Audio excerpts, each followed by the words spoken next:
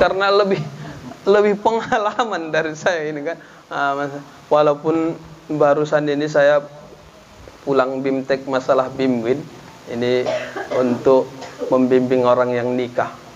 Jadi ternyata ini sekarang ini tingkat perceraian secara umum ini meningkat. Makanya Kementerian Agama membuat ada bimbingan pernikahan bagi orang-orang yang mau menikah. Dan tidak hanya orang-orang yang mau menikah, orang yang sudah menikah juga ini harusnya ada bimbingannya. Cuman itulah masalahnya, memang kadang-kadang mau menikah pun dia dibimbing tak hadirnya dia. 2 hari sebenarnya Bapak Ibu sekarang program pemerintah itu mengadakan bimbingan pernikahan untuk yang usia menikah. Kenapa? Karena inilah tingkat perceraian ini semakin tinggi. Kenapa dulu awet-awet pernikahannya? Ini banyak pengaruhnya, banyak faktor sebenarnya kan. Apalagi kecanggihan teknologi sekarang. Tak jarang penyebab perpecahan di rumah tangga handphone ini. Ada nanti komunikasi di keluarga pun kadang-kadang tak lagi seperti dulu karena masing-masing dengan HP-nya. Ini ada bapak cerita sama saya, bapak-bapak, ini di tempat tidur pun nanti masing-masing megang handphone. Dia megang handphone, istrinya megang handphone, akhirnya tertidur sama handphone. Jamaah sekalian, ada ini waktu pas diklat kami, ada seorang pembicara di situ ketika dia berkunjung ke rumah udaknya di Sidimpuan. Jadi yang menerima dia waktu itu nang udak katanya. Jadi di mana udak? Di belakang. Mau jumpa sama udak, jumpa. Jadi dia mau nganggil suaminya pakai handphone aja, Bang. Pakai handphone. Ini ada tamu. Jadi komunikasi itu, hadirin jamaah rahimakumullah, ada sebenarnya, ini yang saya pelajari, ada sebenarnya itu komunikasi intim yang memang keluarga terdekat. Itu komunikasi itu sebaiknya rapat, paling jauh itu 1/2 meter. Itu zona intim untuk komunikasi. Kemudian untuk orang-orang tertentu yang memang tak keluarga dekat, itu jaraknya paling 3 meter. Baru orang yang tidak dikenal itulah yang selebihnya itu. Jadi kalau memang untuk keluarga terdekat saja komunikasinya seperti ini, inilah bisa menyebabkan rumah tangga itu akhirnya makin jauh. Cuman itu tadi, saya bukan pala mengguru ini kan, karena ini usia pernikahan orang bapak udah lebih 30 tahun ya Pak. Alhamdulillah, udah cucu juga banyak Pak ya. Jadi makin panjang usia pernikahan ini, inilah menunjukkan sakinah mawaddah warahmah ini. Jamaah rahimakumullah. Kemudian yang terakhir, ini kesabaran dalam musibah. Baik, sabar dalam musibah ini sebenarnya musibah akhirat lebih kedepankan. Ibu-ibu, mohon maaf, sekiranya hilang cincin ibu, karena mencari cincin itu lewat waktu sholat, mana yang ibu sedihkan? Lewat waktu sholat atau cincin? Yang jujur ya Bu, mana lebih ibu sedihkan? Cincin. Kok sholat adalah kadang-kadang perkara mencari cincin itulah tinggal sholat itu. Karena apalagi jamaah rahimakumullah tak lunas pula belum cincinnya,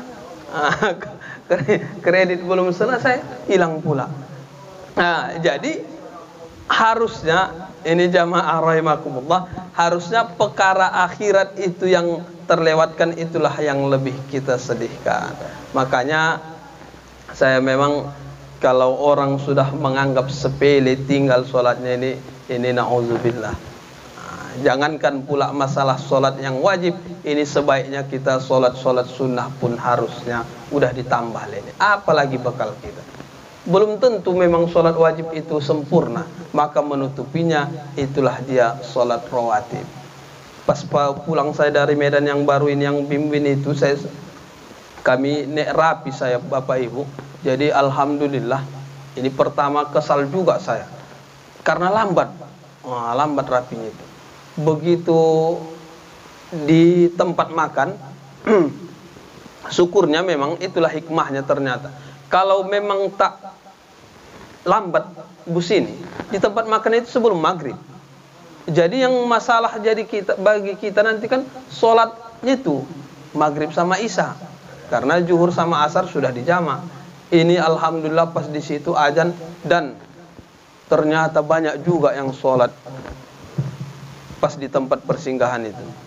2 bus pula yang singgah berjamaah kami maghrib sama isya.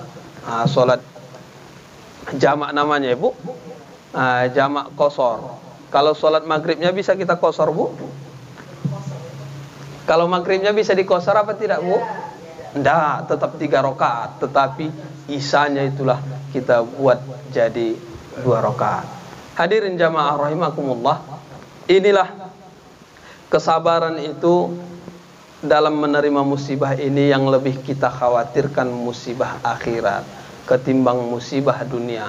Karena musibah dunia ini insya Allah bisa kita cari, kita ganti, tetapi musibah akhirat ini nanti malah tidak hanya di dunia kita terima akibatnya, tapi di akhirat. Bapak Ibu, yakinlah kita kalau nanti meninggal kita ini tak ada pala ditanya ini sama Allah, ini meninggal karena apa. Kalau karena COVID ditambah azabnya, tidak. Tetapi ketika kita meninggal tapi dalam keadaan berdosa, inilah yang bertambah azab. Artinya penyakit dunia Bapak Ibu jangan terlalu kita khawatirkan. Tidak, ini paling selesai di dunia. Tapi kalau penyakit hati, penyakit masalah ibadah, ini nanti tidak hanya selesai di dunia, tapi di akhirat nanti akan ada akibatnya. Jadi orang yang meninggal karena penyakit apa ini tak ada pala nanti akibatnya di akhirat. Tetapi ketika kita tinggalkan ibadah kita, ketika kita tidak sabar dengan musibah, maka ini nanti bisa berakibat azabnya di akhirat kelak. Jamaah rahimakumullah, ini sudah lewat 40. Apakah kita lanjutkan atau memang sampai doanya? Iya. Asar jam berapa Ustaz? Ada bentar lagi. Tak ada pala tanya jawab ya Ustaz? Tidak apalah ya. Hadirin jamaah rahimakumullah. Jadi ada sebentar lagi, ini masalah al-asr tadi masih, bahwasanya jamaah rahimakumullah, inilah diantara kandungan suratul asr tadi. Ini kalaupun kita bawakan, ternyata banyak orang yang walaupun sudah dihafalnya ini, maknanya ini pun tak paham dia. Ibu-ibu mohon maaf, orang ibu ketika membaca surah dalam sholat, mananya yang lebih ibu pilih, yang panjang tapi tak paham maknanya, atau yang pendek paham maknanya? Kadang-kadang pendek pun tak paham nih maknanya kan. Jadi iya, cuman pelan-pelan dipelajari juga maknanya ini. Ini mohon maaf kita kadang-kadang Al-Fatihah saja, ini mohon maaf ya, Al-Fatihah saja pun tak paham dia makna. Banyak. Iya. Lancar hanya membacanya, sehingga ketika pas sholat itu pikirannya entah kemana-mana. Kenapa? Karena pemahaman kita tentang yang kita baca ini insya Allah lebih menghadirkan hati kita. Makanya Bapak Ibu, tak jarang orang yang kehilangan barangnya ketika sebelum sholat, pas sholat ingat. Apakah itu karena bagus sholatnya? Tidak. Karena memang begitu sholat dia kan teringat dia barangnya tadi kan. Allahu Akbar. Kemana nya aku buat tadi kunci itu? Baru dia banyak, oh tadi kemana? Oh ternyata begitu habis sholat barulah dia ingat bahwasanya kuncinya yang hilang tadi ini ditempatkannya di situ, dan ingatnya waktu pas sholat. Ibu-ibu pas sholat ingat apa Bu?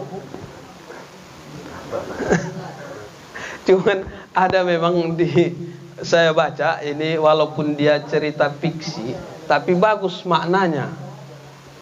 Diceritakan seorang anak rajin dia ke masjid, cuman asal di masjid dia nanti ketawa, dia dimarahi orang tua.